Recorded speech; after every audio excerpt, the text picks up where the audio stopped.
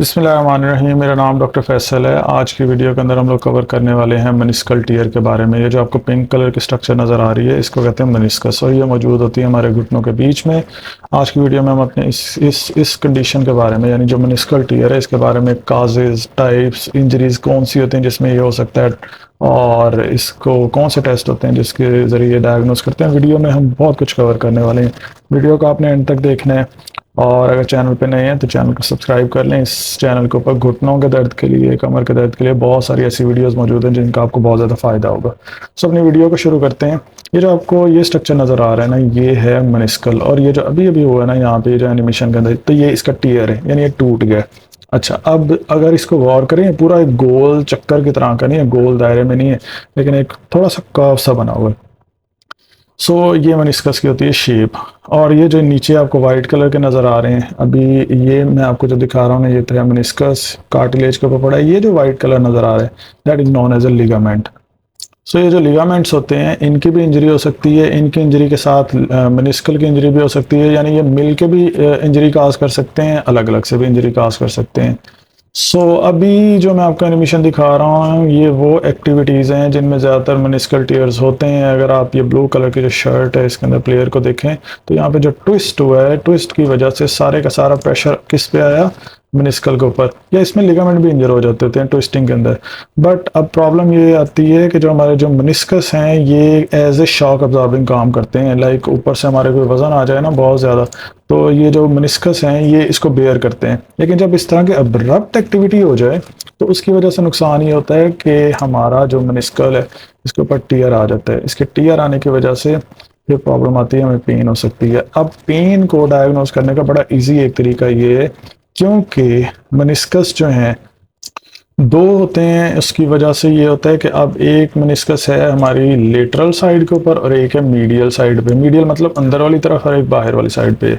अब अगर आपको पेन है आपकी मीडियल साइड के ऊपर, most of the time chances होते हैं कि ये आपको मीडियल मेनिस्कस की वजह से, और अगर यही आपको पेन है लेटरल साइड पे, तो आपको लेटरल मेनिस्कस की वजह से है। तो अगर आप इस एनिमेशन को भी देखें, तो आपको दो साइडों पे नजर आ रहे हैं। So one is the lateral and the medial. अब किस साइड पे टीयर हुआ है, उसी साइड पे पेन होगी। इससे हमें पता चल जाएगा कि मीडियल साइड की पेन है या लेटरल साइड की है। तो अगर आपको इस तरह की पेन है, पहले तो आप ये डिटरमिन करेंगे कि आपको किस डायरेक्शन में, आपको मीडियल मेनिस्कस की पेन है या लेटरल मेनिस्कस की पेन है।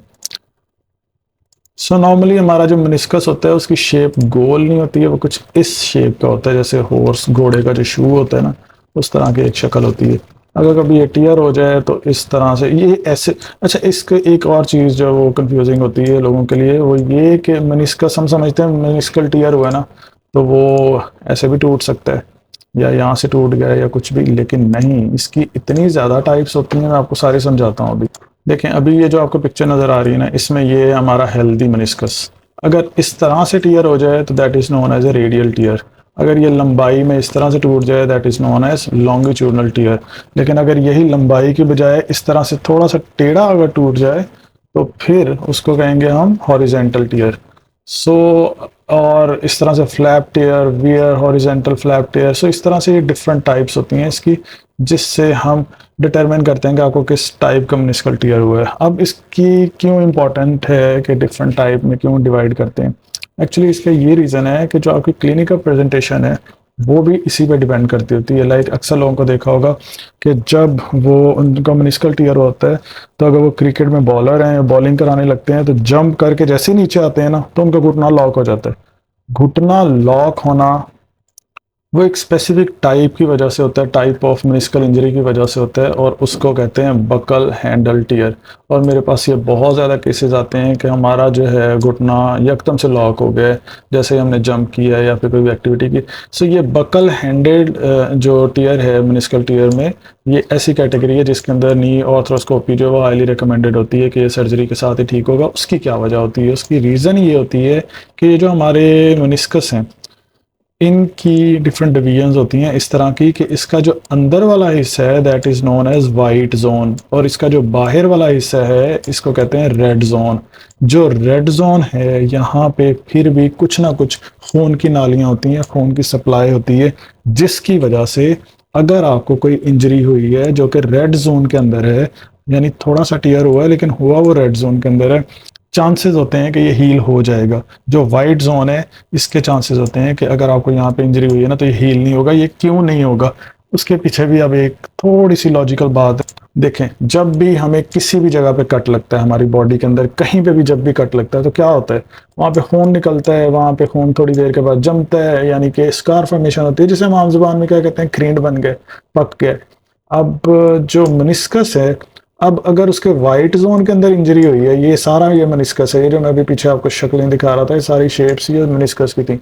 अब अगर ये जो वाइट जोन है यहाँ पे आपके अगर इंजरी हुई है, यानी इस मेनिस्कस की ये वाइट जोन है, इस मेनिस्कस की ये वाइट जोन है, यहाँ पे आपको इंजरी हुई है, यहाँ पे तो खून की सप्लाई नहीं है। जब खून की सप्लाई नहीं है तो यहाँ पे क्रींड कैसे बनेगा, पकेगा कैसे?